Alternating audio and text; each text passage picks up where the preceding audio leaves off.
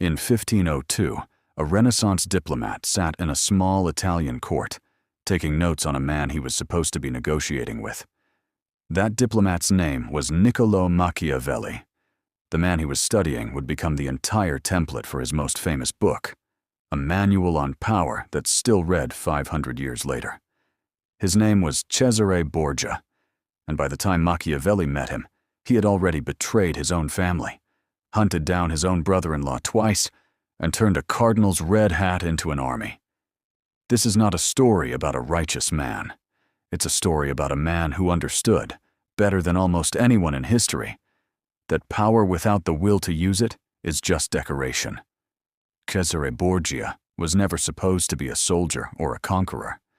He was born the illegitimate son of Rodrigo Borgia, a man who would become Pope Alexander VI, and from childhood, his path was decided for him: the church.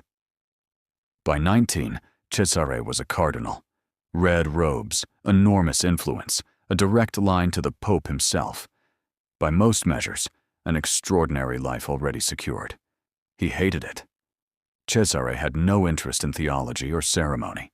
What he wanted was command, armies, territory, a name that meant something beyond his father's shadow. In 1498, he did something almost no one in his position had done before. He resigned the cardinalate.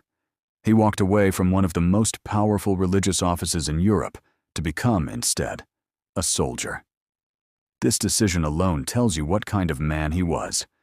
Cesare didn't want the appearance of power. He wanted the thing itself. Cesare's older brother, Giovanni, held the military command Cesare wanted, Captain General of the Papal armies, their father's clear favorite. In June 1497, Giovanni was found in the Tiber River, stabbed multiple times, weighted down, and dumped like refuse. The murder was never officially solved, but the pattern is difficult to ignore. Giovanni held the position Cesare wanted, and within a year of his death, Cesare had it. Most historians today believe Cesare was behind it, though absolute proof doesn't exist, and likely never will.